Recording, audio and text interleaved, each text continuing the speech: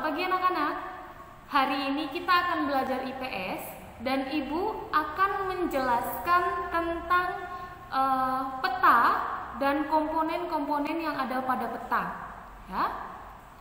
Nah, sebelum Ibu menjelaskan tentang peta dan komponen-komponennya, terlebih dahulu kita ingat kembali materi tentang letak geografis. Ya. Nah, apa itu letak geografis? Ya, letak geografis adalah letak suatu daerah atau negara berdasarkan kenyataannya di permukaan bumi. Ya. Nah, negara kita Indonesia, letak geografisnya yaitu di antara dua benua dan dua samudra. Ya. Kalian masih ingat kan? Ada benua dan samudra apa saja? Yaitu benua Asia di sebelah utara Indonesia, kemudian benua Australia di sebelah selatan Indonesia, ya. Lalu samudra Pasifik di sebelah timur Indonesia dan samudra Hindia di sebelah barat Indonesia, ya. Nah, letak geografis ini membuat Indonesia berada pada posisi silang dunia, ya. Dan tentunya dengan posisi seperti itu ada dampak negatif dan ada dampak positif yang masuk ke dalam negara kita, ya, yang bisa diterima oleh negara kita, yaitu dampak positif dan negatif apa saja.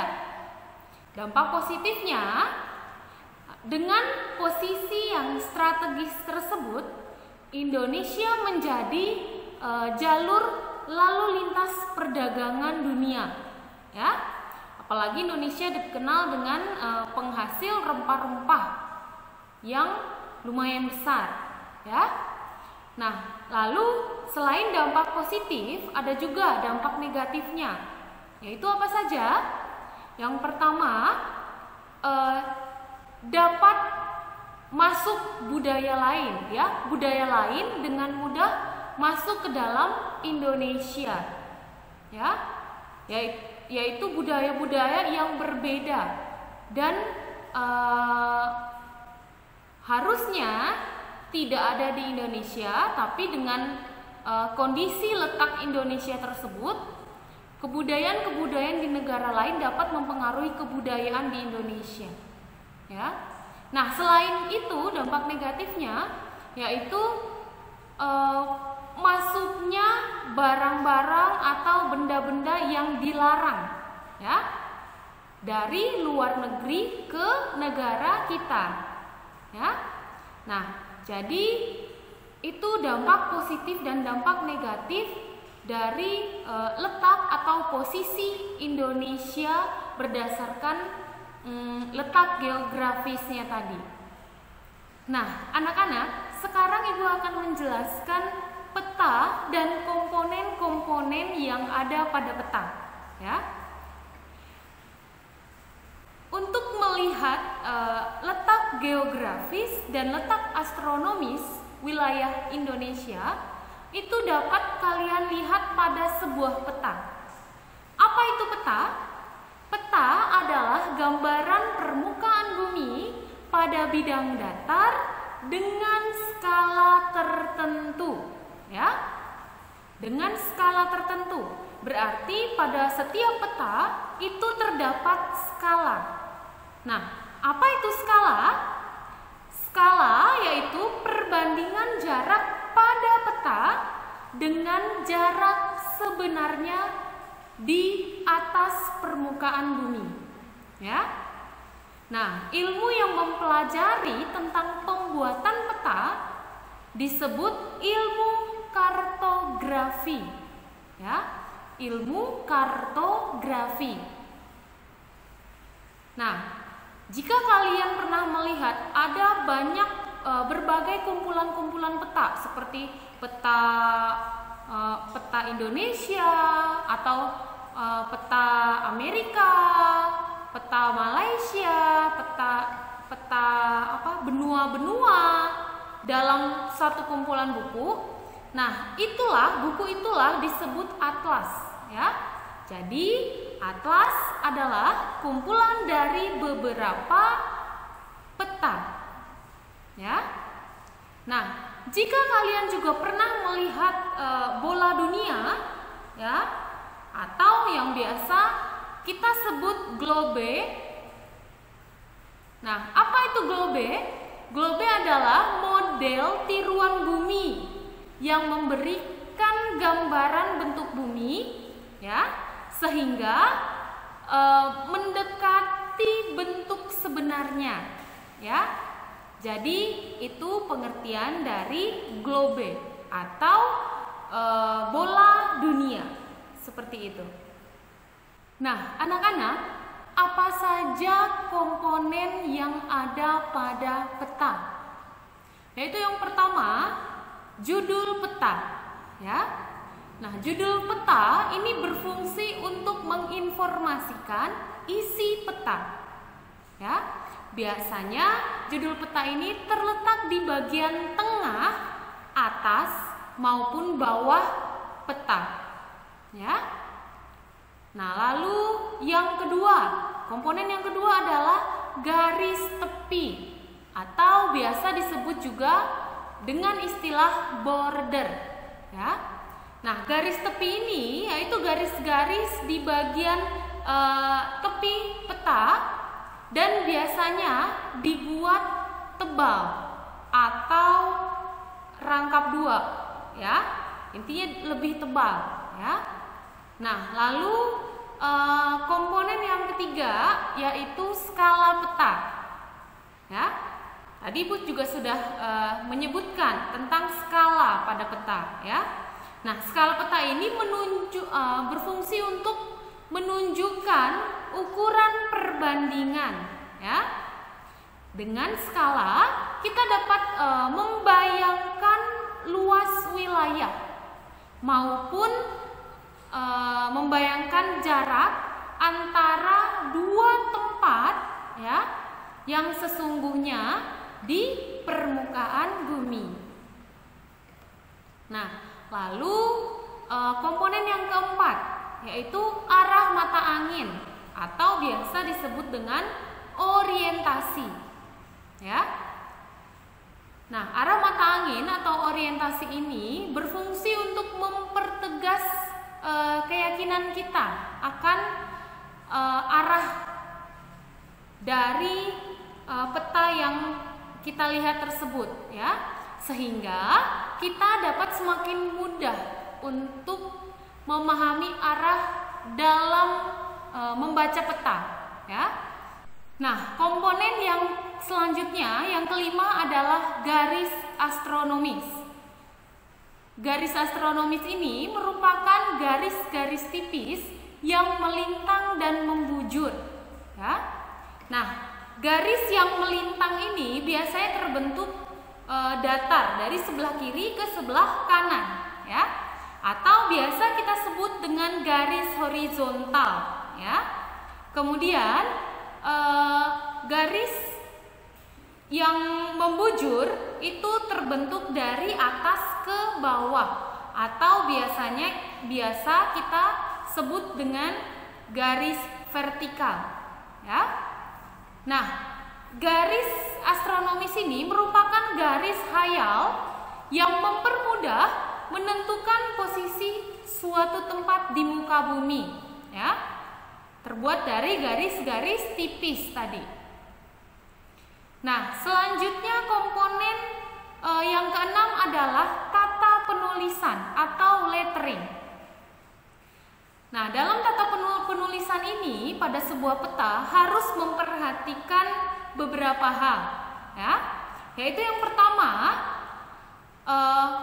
huruf kapital tegak, ya. Tata penulisan huruf kapital tegak biasanya digunakan untuk menulis nama ibu kota, kemudian nama negara, nama benua, atau juga bisa nama pegunungan, seperti itu. Lalu garis kapital miring, ya, biasanya digunakan untuk menulis nama samudra, nama teluk, dan selat yang lebih luas, ya.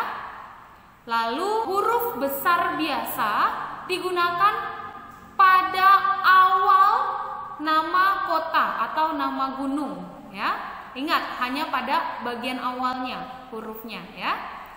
Itu menggunakan huruf besar biasa. Nah, huruf kecil biasa digunakan untuk melanjutkan nama kota atau nama gunung tadi. Contoh, nama kota Jakarta, J-nya huruf besar, lalu Akarta di belakangnya itu huruf kecil biasa, ya. Nah, lalu yang harus diperhatikan lagi yang terakhir adalah huruf kecil miring.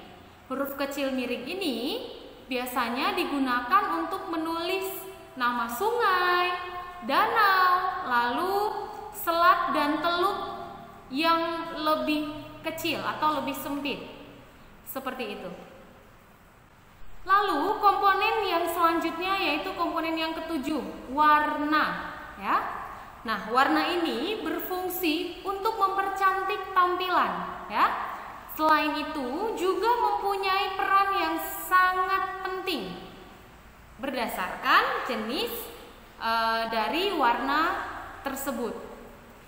Karena jenis-jenis warna pada sebuah peta itu ada 5 warna, yaitu ada warna hitam, biru, hijau, merah, dan coklat, ya. Nah, warna hitam itu untuk menunjukkan sebuah batas. Lalu warna biru itu biasanya menunjukkan perairan, ya, seperti danau, sungai, waduk, laut, ya. Nah, semakin tua warna birunya itu berarti kedalamannya semakin atau lebih dalam, ya. Kemudian warna hijau biasanya menunjukkan dataran rendah seperti vegetasi atau tumbuhan, kemudian juga hutan seperti itu. Nah, lalu warna merah itu biasanya menunjukkan keberadaan jalan raya pada sebuah kota atau ibu kota, ya. Lalu terakhir warna coklat biasanya menunjukkan dataran tinggi atau daerah pegunungan. Begitu. Baik, komponen selanjutnya yaitu simbol. Yang ke-8 adalah simbol, ya. Nah, apa itu simbol? Simbol merupakan tanda yang terdapat di dalam peta untuk mewakili keadaan yang sebenarnya, ya. Nah, syarat untuk membuat simbol yang baik yaitu harus kecil, sederhana, dan jelas, ya. Nah, jenis-jenis simbol pada peta ada 3, ya, yaitu yang pertama simbol titik atau simbol pot, ya. Ini berfungsi untuk menyatakan posisi atau lokasi suatu tempat. Lalu yang kedua adalah simbol garis. Nah, ini berfungsi untuk menggambarkan batas-batas administrasi, kemudian jalan dan juga sungai, ya. Lalu simbol luas. Nah, simbol luas ini berfungsi untuk menyatakan tempat-tempat dengan keluasan yang tertentu. Seperti itu. Lalu komponen yang ke-9 adalah legenda.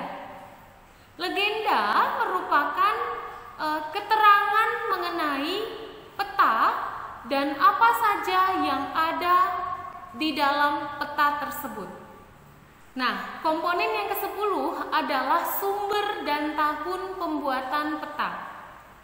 Nah, anak-anak, jika kalian ingin membeli sebuah peta, alangkah baiknya kalian melihat sumber dan tahun pembuatan peta tersebut, ya. Karena semakin baru peta yang kalian beli itu akan menyajikan informasi yang lebih akurat, ya, dan lebih sesuai dengan keadaan sekarang atau saat ini. Begitu. Nah, lalu komponen yang ke-11 atau komponen terakhir adalah inset peta. Nah, ini berfungsi untuk memperjelas posisi suatu wilayah yang ada di peta, ya. Nah, inset peta ini ada dua jenisnya, yaitu yang pertama inset lokasi, ya. Nah, inset lokasi ini memberikan gambaran secara global wilayah di sekitar daerah yang dipetakan, atau ini memberikan gambaran yang lebih luas, ya. Nah, lalu yang kedua adalah inset besaran. Inset besaran ini memberikan gambaran wilayah yang lebih kecil daripada inset lokasi tadi. Nah, tadi Ibu sudah menjelaskan ya tentang peta dan komponen yang ada di dalamnya. Dan juga Ibu sudah mengingatkan kalian tentang letak geografis. Nah, sekarang kalian kerjakan tugas yang Ibu berikan di grup WhatsApp. Dan jika ada yang ingin kalian tanyakan, silakan tanyakan Bapak, silakan hubungi Bapak atau Ibu guru melalui WhatsApp, ya. Selamat mengerjakan tugas, tetap semangat dan sehat ya anak-anak. Terima kasih.